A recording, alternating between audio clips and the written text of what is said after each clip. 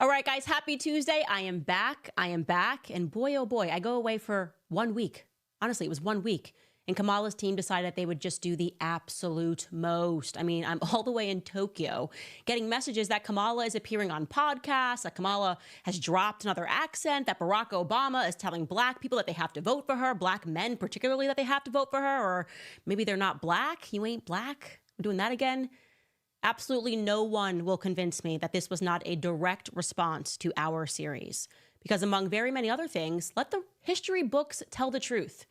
That Kamala Harris lost the black vote because she put greens in the bathtub. And now, with just 21 days left until the election, she's basically forced to do so much press to try to earn it back. And that's why she's recently announced that she's going to go on to the Breakfast Club, Power 105. I will be watching that. I think it's supposed to be at 5 p.m. We're going to talk about that. But first, we are back with a potentially explosive revelation, an utterly bizarre skeleton that might be in Kamala's closet. Totally bizarre if it's true. I want to be very clear. There is nowhere that Kamala Harris can hide from me. There is no accent that she can throw on that is going to throw me off the scent. So let's just get started. Welcome back to Candace.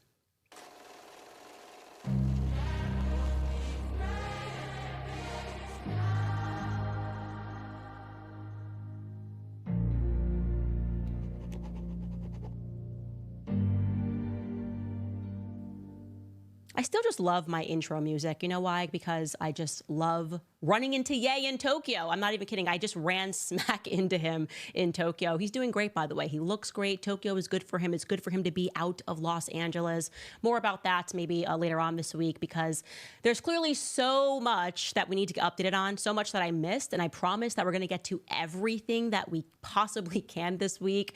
I know Kamala was on the Call Her Daddy podcast. That was quite a pick for her. I know that she also went on the Colbert Show, but we only have so much time in this first episode back, so we have to get to some breaking news immediately. I'm not going to bury this lead. Okay, so like I said, I was in Tokyo. I got some downtime. I decided that I was going to just flip through a couple of your emails. You guys are sending me so much information to info@CandaceOwens.com, and I was wondering if there was going to be anything big. And lo and behold, someone sends me a link to an article written. What are the chances of this? It was written by a Japanese guy. I'm in Japan, and now I'm getting sent an article that's written by some Japanese guy who claims that he knows all about Kamala, all about Kamala's family, particularly all about Kamala's mother, who he said was involved in the MK Ultra program. So first and foremost, stop the presses. Some of you guys are new to this podcast. Some of you guys are not new. And you know that when we began this independent endeavor, I basically said that reading the book Chaos was required reading. It was all about the MK Ultra program. It was all about the Charles Manson murders that actually the CIA was involved in. Like Charles Manson, we were supposed to believe he was this big scary guy who was behind all of these murders in Hollywood, when in reality, the CIA had him as he was a Fed. They turned him while he was in prison. Obviously, we're allowing him to give out all of this LSD to brainwash these women. I mean, just an incredible story that really makes you confront what your government is capable of. And so when I read this guy and he's saying that her mother was a part of the MK Ultra program, that she was essentially experimenting on monkeys, it kind of made things fit for me in a way, just like it passed the sniff test, because I know, and we're not going to get into it in this episode, that the civil rights movement was not a natural movement. It was a movement that was being done by people that had an interest in changing the dynamics in America. Black Americans were essentially just the tools. Obviously, we know that after the civil rights movement, some of the things that were installed were meant to actually destroy the black community. When you get into LBJ, who was horrifically racist. I mean, so much happened in the 60s, shooting of JFK, that we still don't have answers for, but we kind of know who shot JFK and who was behind the shooting of JFK. Anyways, this guy is saying that her mother was a part of that, and that makes sense to me because we know that Shamala Goplin, just don't know if I'm saying her name right, incredibly intelligent scientist, and yet spent so much time at these protests, you know, just intertwining herself in the civil rights movement. Not the average thing that somebody who's like experimenting on baboons is like, okay, get a free weekend, I want to go down to a protest, unless you're being told to sort of infiltrate and make yourself a part of these protests. So I thought, okay, this is plausible, but also not really relevant, right? Because it's not going to shape the election. You can't exactly blame Kamala for the crimes of her mother. Also, if her mother worked for the government and they told her to experiment on monkeys, okay, what are you going to do? But it was something else that was buried within this article that caught my eye, okay? Now, before I tell you what that was, the first thing that you're thinking is, Candace, how do you know that this Japanese guy wasn't just some crazy person? That's what my husband said. Fair point. Obviously, you get tons of emails. This could be a total schizophrenic guy who's just putting together a storyline and is writing all crazy. So I said, let me just do a little bit of research into this guy. And there's actually tons of things available about him. And there's actually a video of him speaking about something that has nothing to do with Kamala. So I want to give you guys the opportunity to practice your own discernment. I'm a big believer in believing your own eyes and believing your own ears, right? So I'm going to show you a video of the author of that article. I'm telling you, his name is Yoichi Shimatsu. And here is a video of him. We're just going to show you a clip of him discussing the Japanese Fukushima nuclear disaster. Take a listen. Well, there's two phenomena that came out of the Fukushima nuclear releases in 2011, when huge amounts of radioactive isotopes were released from, especially from reactor 3, but the 3 reactors that melted down, and the reactor 4 spent fuel pool, which was on fire. The first problem was that the disaster occurred on 3/11 in March, but by April through May of that same year, 2011, a massive ozone hole started to open up over the North Pole. And the timing suggests that it was a catastrophic event caused by some phenomena, which could only have been the Fukushima disaster. What the basis of that is, the scientific basis for this ozone hole would be that every ionizing radioactive isotope, every single one of them, are massive destroyers of ozone. So what do your eyes and ears tell you about that guy immediately?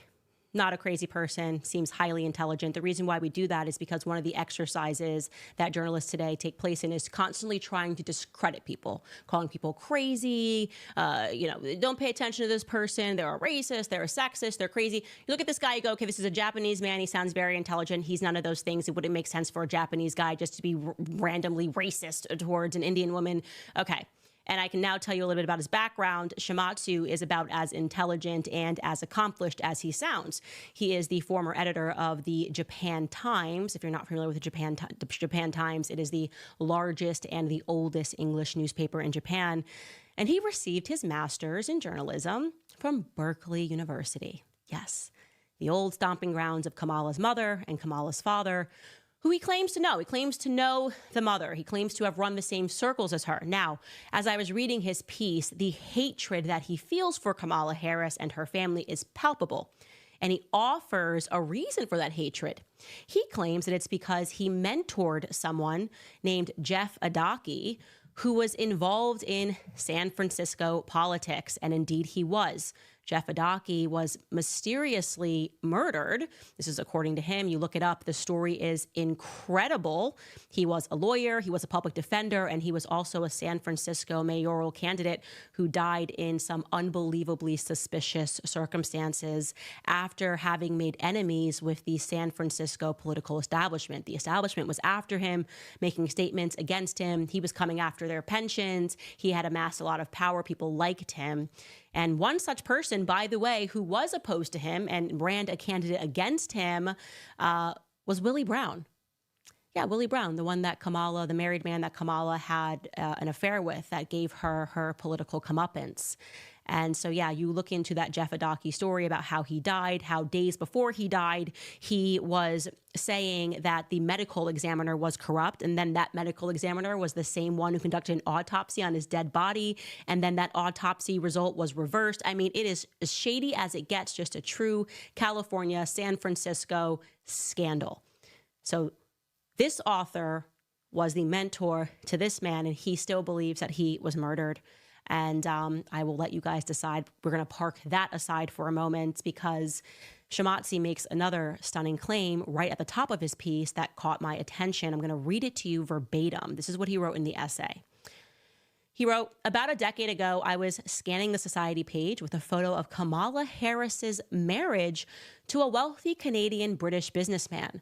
My personal dislike of her, since my sojourn in San Francisco, followed by the mysterious murder of Jeff Adaki, I was something of his mentor to the evil brew of San Francisco Democrat politics, made me want to vomit on seeing her overjoyed smile, arm in arm with a British subject, conferring on her 2 added citizenships, Brit and Canadian, atop of her American passport and maybe even Indian residency papers.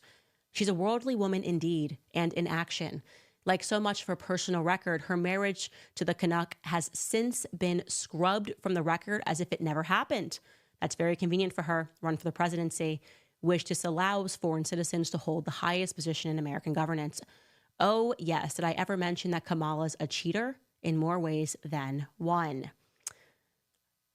Okay, so I'm looking at this guy. He seems to have a pretty good memory. He definitely has a record, which I would say makes him a legitimate person. Like I said, as an editor to the Japan Times, this is not some kooky, crazy person. Now we know that he did, in fact, run the same circles as her, the same circles as potentially her mother. And he is recalling with tremendous detail a photo of her having married some Canadian British guy that he says has since been scrubbed from the internet. My instinct just right away went, I think this man is telling the truth. He has, you can tell, like I said, contempt for her. He can tell as you read his piece that he believes that she is involved, and just like her mother was, in the higher echelons of the government, involved with the feds who are able to sort of disappear these sorts of things. My instinct just says, Candace, you should look into this. Because, by the way, just even the backstory, the idea that this woman never got married at all until she met Doug Emhoff, who swept her off her feet in 2014 when she was 49 or 50 years old, questionable.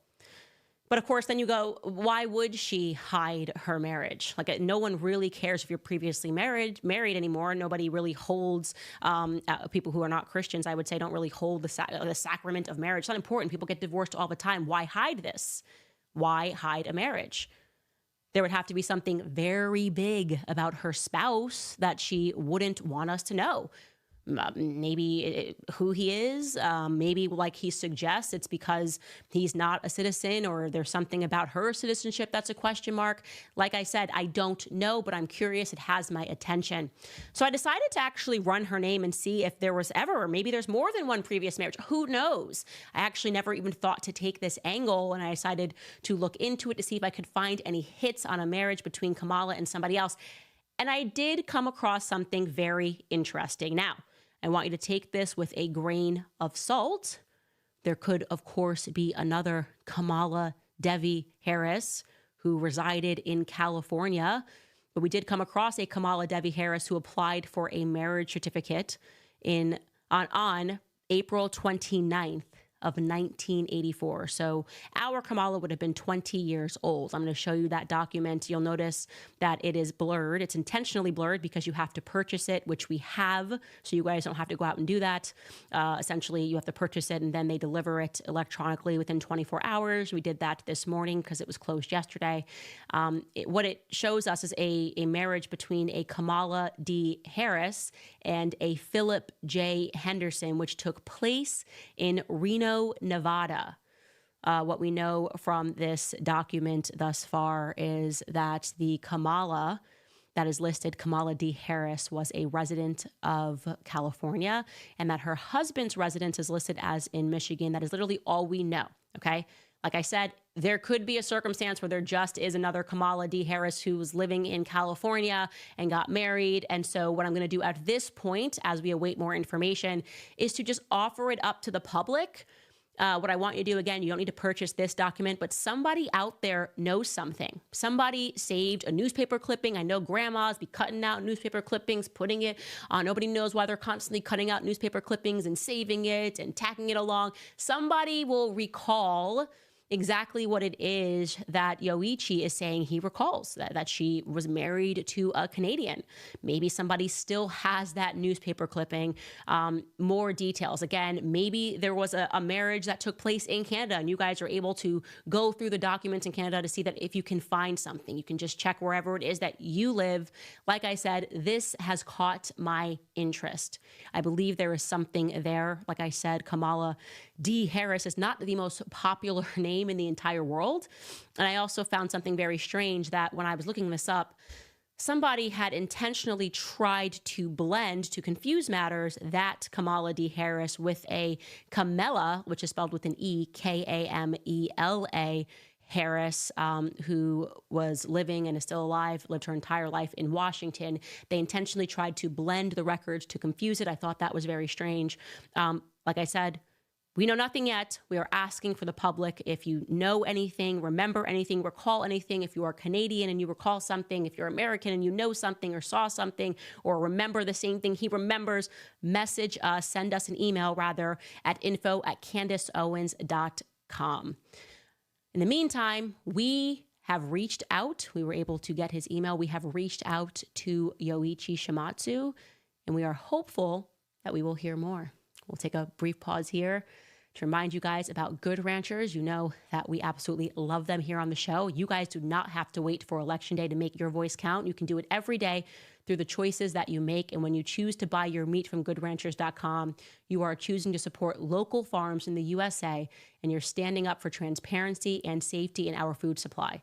Good Ranchers partners exclusively with American farms to provide you with pasture-raised beef, chicken, pork, and wild-caught seafood that you can trust, so you can support local ranchers and ensure that you receive high-quality American-raised meat with no antibiotics and no added hormones. Right now, Good Ranchers is running their presidential promo.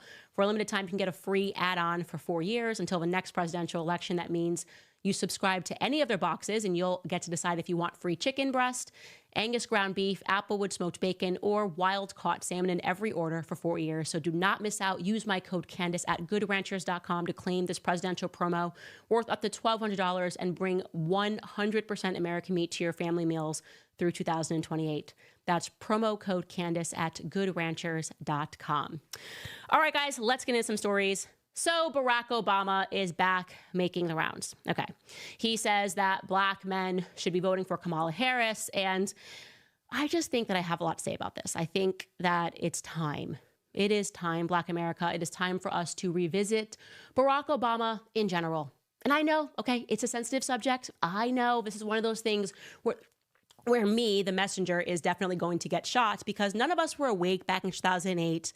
So when people were pointing out some oddities about Barack Obama, right, everyone was quick to go, oh, that's because of racism. Like, that's like, come on, this is absolutely happening because you just don't like him because he's Black. And I count myself among them. I have to always remind you guys, like, I was a liberal or left-leaning. I never actually voted for Democrats, but I, too, thought that anybody that was saying anything about him was racially motivated. I cried the night that Barack Obama won. But I want to be clear. I've grown up since. I've got 3 kids now. I'm married. I'm seeing the world through a different way. I realize what the media is, and I realize how they really do think that Black people are stupid. And in the retrospect, there were definitely some very weird things about Barack Obama. For example, and this is just a fact, back in 1991, when Barack Obama was completely unknown to the public, he was working with a literary agency that was named Acton and Distal, okay? They were tasked with promoting his first book, which was a book that was meant to be entitled Journeys in Black and White, which actually never wound up being published. But in anticipation of his book being published, they were promoting Barack Obama and other authors that were on their roster. And they promoted them in a booklet, which they distributed to people in the publishing industry, like, hey, here are our authors that we want you to publish. And in the booklet, they included a biography of all of their clients. And this is the biography that they included of Barack Obama. Okay, take a look here. It says, this is real, 100% real. Barack Obama, the first African-American president of the Harvard Law Review, was born in Kenya and raised in Indonesia and Hawaii. The son of an American anthropologist and a Kenyan finance minister, he attended Columbia University and worked as a financial journalist and editor for Business International Corporation. Blah, blah, blah, blah, blah, blah. Okay, so the whole concept of, like I said, that's 100% legit. The whole concept of whether or not he was born in Kenya was not coming out of racist ideas, right? It wasn't because people were just trying to delegitimize him. It was because he had a literary agent, and that literary agent published a pamphlet, and that pamphlet said that he was born in Kenya. And then suddenly that changed, and they were like, no, never mind. He was born in the USA. That person who published this never gave an answer for why they wrote that. They tried to say like, oh, like that maybe the literary agency just wrote that. Why would anybody just write that you're born in Kenya? It's like a weird thing to write. Okay, it doesn't matter in the scheme of things. He was already president for 8 years, but it's good to go back on that. And then, of course, there was this other odd thing that happened. Like, he did, by the way, grow up in Indonesia. That's a fact, right? He, like, at the first 8 years of his life were spent in Indonesia. His mother moved him to Indonesia, and he went by a totally different name. He went by the name Barry Soetoro.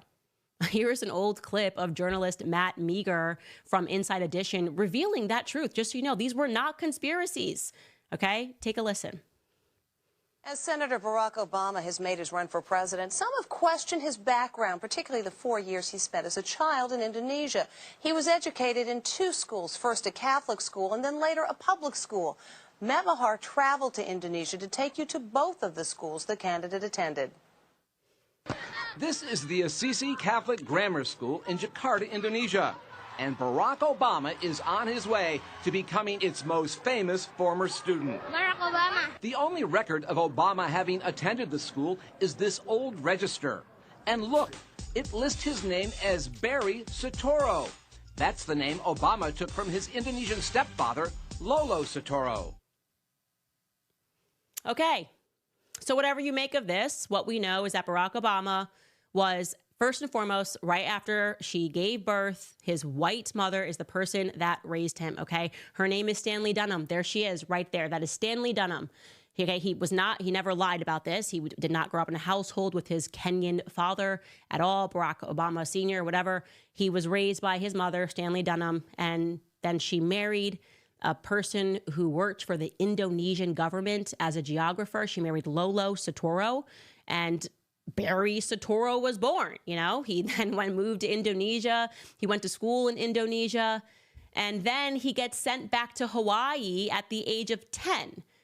So for the first 10 years of his life, I'm just going, okay, like he was not exposed to Black people at all. He was exposed to Indonesians, and then he gets sent to Hawaii to get raised by his exceedingly white grandparents. Here's a picture of his grandparents. That's Madeline Dunham and Stanley Dunham, the person whose mother has the name of her father. So then, yeah, he is in Hawaii as well. And in case you didn't know this, he was extraordinarily wealthy. You probably could figure that out by all this moving around. That's why while he was in Hawaii, he was enrolled in a private school. He attended the Punahou School, where tuition is for grades K through 12. Tuition is $31,000 per year. That's today, so you can account for inflation, okay? But that's where his grandparents enrolled him, okay? So it's important to note also that in 1970, when Barry Obama got to Hawaii, there were only 5,925 Black people in all of Hawaii, okay? And it's worth noting that 80% of those, north of 80% of those 5,000 Black people were in the military. He was not exposed to Black people at all, is what I'm trying to make the point. Okay, he had literally not a single part of his upbringing was he around Black people. There were no students, no Black students at his very expensive private school. Okay, there's no Black people in Indonesia. And really, for those of you that haven't been to Hawaii, it's still like, it has nothing to do with America. It feels like we just took Hawaii and we're like, yeah, you're America. But when you go out there, you're like, okay, this is like its own thing entirely. They look more Asian than anything else. And they're kind of a little pissed off that we took them, if we're being completely honest about Hawaii now. So he went there. His mother went to a school, that the same one that his dad went to in Hawaii, the same one that his stepdad went into Hawaii. Really kind of feels like he was a part of some weird military program. And then after that, after going to his $31,000 per year private school in Hawaii, he goes to Occidental College in Occidental University or college, whatever it is, in California for 2 years, where he roomed with a white guy for the first year, white guy with blonde hair. He's written about it for his freshman year, and then moved to live off campus in his sophomore year with a Pakistani for 1 year. His dorm mates have described him as doing a mean Mick Jagger impression. Literally, I know I've heard the name Mick Jagger, but I had no idea that he was the lead singer of the Rolling Stones until today. I was today years old when I learned that. I'm just saying, I understand, like, people grew up in a household, they listen to rock and roll. I didn't grow up in that household. MJ was not Mick Jagger for us, it was Michael Jackson. The whole reason we're doing this series is because somebody came for the Jacksons. That's the kind of household I grew up in. So then Barry Obama met and dated a woman in his sophomore year. Her name was Alexandra McNear.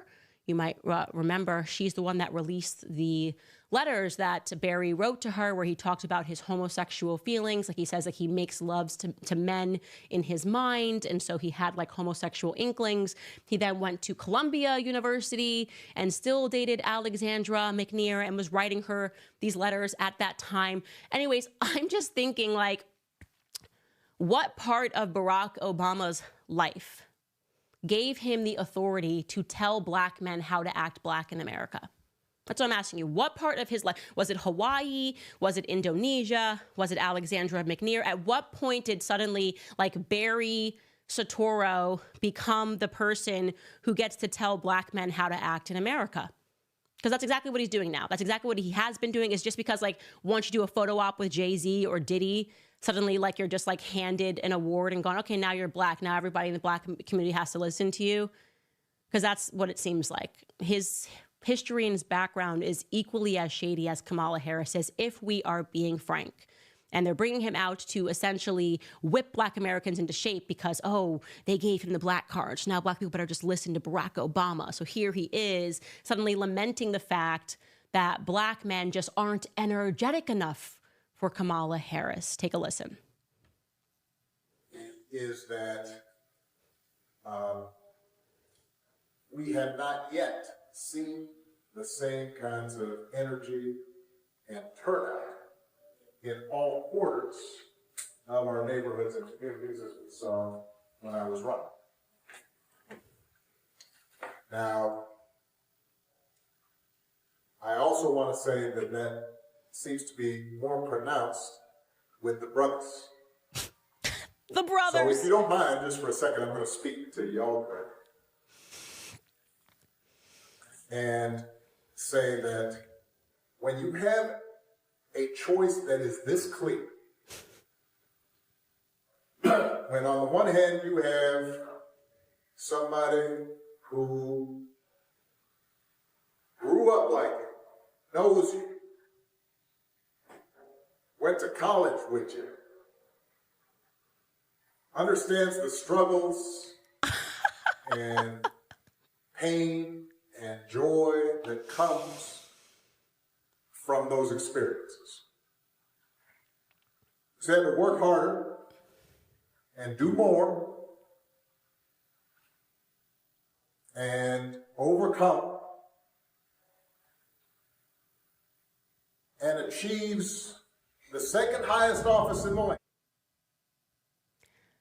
I'm sorry, Barry Soetoro, but you are going to have to sit your ass down. I got to tell him right now. That's what Barry has to sit his ass down. This is like, she understands the struggle no more than you understand the struggle. Both of you, okay? How does this work? Again, Barack Obama was raised by three extraordinarily wealthy white adults. There's nothing wrong with that. I'm not saying that he is not genetically black. He has been honest about the fact that he didn't know his dad, okay? His dad died, I think, when he was in college at some point. He never was raised by him, was never raised around black people ever. That's fine. But why are you speaking to the brothers? Like, when did it become the brothers? What is this? How do three white people raise a strong black brother? I want to know. Is it like grandma and granddad Dunham raised him to be a strong black man, just like Kamala's Indian mother raised her to be a strong Indian woman or something? Like, what's actually happening right now? This is so insulting. And I am the most insulted by this, by the way, because I have dealt with years, the black community telling me that I'm not black because I voted for Trump. Like, you're not black because you're a Republican. Why? Because I see through this stupid BS, this dumb game of thinking you can whip black Americans with some hip hop music, with a Megan Thee Stallion twerking on stage, with Jay-Z and Beyonce marching at a BLM protest, and suddenly King, Queen, LeBron James sending out a tweet. Like, that's literally supposed to motivate me to vote. because I can see through the BS. I look up these people's background. I'm going, what about you is culturally Black? Barack Obama is not culturally Black. I'm sorry. It's time for us to accept that. Like I said, I was moved by him too in 2008. I thought, oh, okay. Like I really didn't understand his background. And I questioned people who questioned him. But we have to just come to terms with the fact that we have been being played by Democrats for a very long time. And the reality is he is just as shady in terms of his background as Kamala Harris. I am a firm believer that they are breeding politicians. His background is almost too similar to Kamala Harris's in terms of literally no relation to the Black community, having so much wealth, and then as if they went through a school of what it is exactly that they should say to relate to the brothers. To relate to the brothers, to relate to the sisters. Oh, a little bit of Cardi B. I can't, okay? I'm sorry. I'm done with this. And I am actually very happy that Black men seem to be taking a larger leap away from this. I hope that Black women will follow suit and recognize this to see how ridiculous it is that a woman who is saying she's washing greens in a bathtub and a guy who's suddenly calling Black people brothers, despite having literally no introduction to what it means to be culturally a Black person in America. I hope that we all can become awakened. But I'm very grateful that Black men seem to be holding the line. Like I am with that 100%. All right, guys, brief break here to remind you about American financing because today's economic environment is stressful for a lot of people. But with the Fed finally dropping interest rates, there is no better time than now to put you and your family in a better financial position. American Financing is helping thousands of families who have been putting everyday expenses on credit cards get out from underneath that debt by tapping into their home's equity. They're saving their borrowers over an average of $800 a month. $800 a month is like a $10,000 raise at work, and it costs absolutely nothing to find out how much you can save. They're closing some in as little as 10 days, and if you start today, you may not have to make next month's mortgage payment. There is no better time than now to turn your situation around, so call today. The number is 800-795-1210. Again, that's 800-795-1210, or you can visit americanfinancing.net/Owens. That's americanfinancing.net/Owens. All right, guys. So as she goes on this Black apology tour, as Black America is going, wait a second, what is this? Why does this not feel like she is the person that she says that she is? Of course, it means that she must do the honorary stop to Power 105's Breakfast Club. Now, in case you're not familiar with this, the Breakfast Club has always been a mandatory stop for politicians to appeal to Black people, particularly Democrat politicians. I don't think they often have Republicans on. They did have Vivek Ramaswamy on, actually, but I don't remember them ever having Trump on. Anyways, you go by, and it just seems to be the case that Democrats just do the most when they get on here. This is the notorious stop when Hillary Clinton, at the height of the election cycle, said she had hot sauce in her bag because that was a part of Beyonce's song. I got hot sauce in my bag, swag. So when they asked her, what is something you keep in your purse? She said hot sauce. Because Black people can relate, the brothers and the sisters in the struggle can relate to hot sauce in the back, like whatever. She said that it was abhorrent, and they kind of turned it into a joke, but it was not funny to me. And this is why she is now going to do the stop, because she has completely fumbled the bag. Kamala has just completely fumbled the bag by putting the greens in the bathtub. And Black America's not okay with it. They're not okay with it. It's very nasty. It's dirty. It's grimy. You just don't do that. You don't put your food where the skin is falling off of your body, okay? So somebody reminded me that she had already been on Power 105 back in 2019 when she was running for president. And I cannot believe that I forgot to mention that interview because it's actually quite significant to all of our research. It's the only time, remember, her father is notoriously private and he rarely speaks out, but it is the only time that he spoke out regarding her campaign, and he was angry and he spoke out against her after she said this. Take a listen. So, and I know the answer to this too. They say you oppose legalizing weed. That's not true. I know. and look, I joke about it, half joking. Half my family's from Jamaica. Are you kidding me? They be so mad at you. Right. Yeah. No, I do not. No. So she was leaning into a Rastafarian stereotype. My family is from Jamaica, smoking pot, dreadlocks, and they're all laughing like, oh yeah, that's how it is. And her dad had a visceral reaction to this. Like Donald Harris was like, what the heck is this? He immediately issued an unsolicited public statement to Jamaican Global Online. Jamaican Global Online is also the same publication, online publication, that he published his piece in just a few months earlier. So he basically did a 180 and was like, no, what is this? He issued this statement. He wrote, "My dear departed grandmothers, whose extraordinary legacy I described in a recent essay on this website, as well as my deceased parents, must be turning in their grave right now to see their family's name, reputation, and proud Jamaican identity being connected in any way, jokingly or not, with the fraudulent stereotype of a pot-smoking joy seeker and in pursuit of identity politics. Speaking for myself and my immediate Jamaican family, we wish to categorically dissociate ourselves from this travesty." That was a major clue that what we had uncovered about her alleged grandmother, Christiana Brown, and I don't believe Christiana Brown is that picture that we saw is actually who Christiana Brown is. But remember, before I went away, I was telling you guys that they were massive supporters of a politician named Alexander Bustamante who called for the genocide of Rastafarians, okay? So if you wanted to genocide Rastafarians and then suddenly you see that she's leaning into a stereotype of Rastafarians, you would react in the way that he did. Okay, he reacted in the way that his grandmother raised him to. But I sense the connection is even stronger than he's letting on. You know, we've spoken about that, and we're going to dive back into Donald Harris and me sensing that the people who we have been given pictures of are not, in fact, her grandparents, but are actually the help, and they've kind of replaced the pictures. I still believe that, and I think we have more evidence to prove that. Anyways, going back to Kamala, that's going to be at 5 p.m. Eastern today when she will join Power 105.1 to make a pitch to Black men, because it seems that they have completely lost Black men. And by the way, she's already making a pitch on Twitter. She wrote this: "Black men deserve a president who cares about making their lives better." And then she offers some things, but I want to just go down to number 5 because it's amazing. This is what she's off. This is what's going to make Black lives better. Number 5 says, "Legalize recreational marijuana and create opportunities for Black Americans to succeed in this new industry." Yeah, you guys like pot. How many? I smoke pot. Yeah, I'm Jamaican. I smoke pot. And like, I'm going to legalize pot and you guys can get involved in the pot industry. That's what you guys are into. I mean, it just makes me cringe.